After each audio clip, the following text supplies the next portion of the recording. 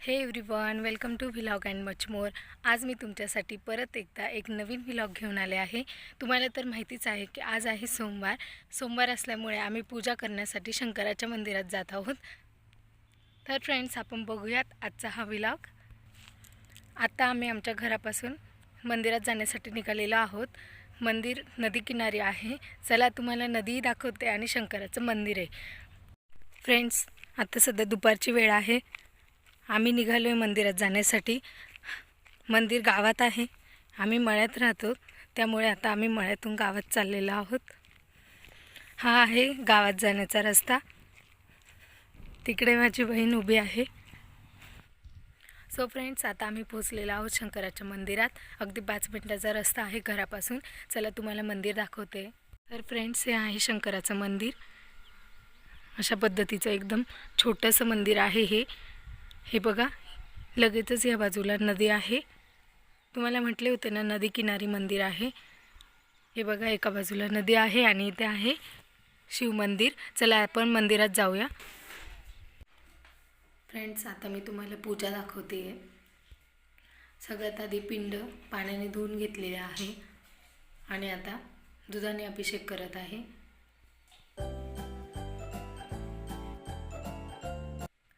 दुधाचा अभिषेक झाल्यानंतर परत आपण पाण्याने पिंड धुवून घेतोय।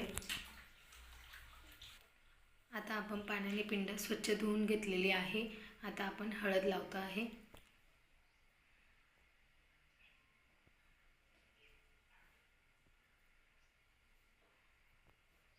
हळद लावल्यानंतर आता आपण तांदूळ वाहतोय। तांदूळ वाहिल्यानंतर आता बेलपत्र व्हायचे।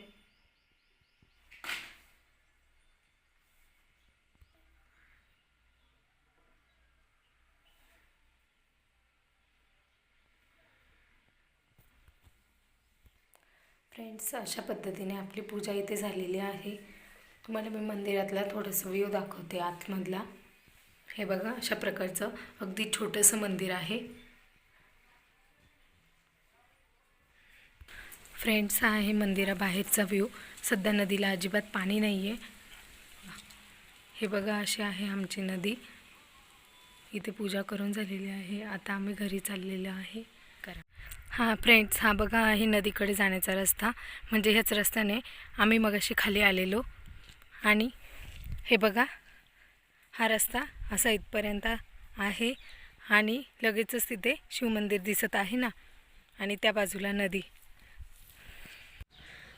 फ्रेंड्स, आता आम्ही आलेलो आहोत सप्तशृंगीच्या मंदिरात। सप्तशृंगीचं मंदिर हे नदीकडे जाण्याचा रस्ता जिथून स्टार्ट होतो अगदी तिथेच आहे। तुम्हाला मी मंदिर दाखवते। फ्रेंड्स, इथून आहे मंदिराची एंट्री। हे बघा, त्यानंतर ही आहे सप्तशृंगी देवी। हे देखील अगदी छोटंसं मंदिर आहे।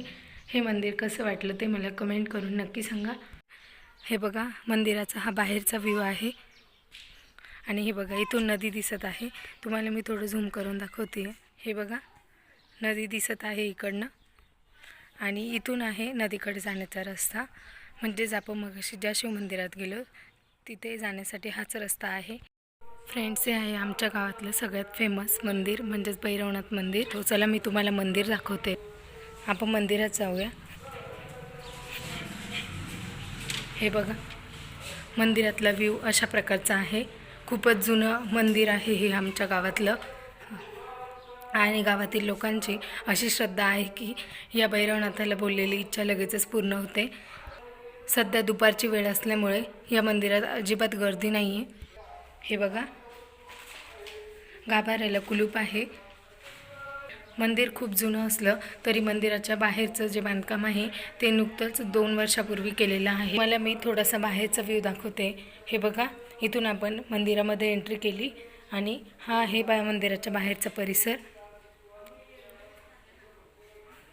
खूप मोठा परिसर आहे हा अशा प्रकारचा।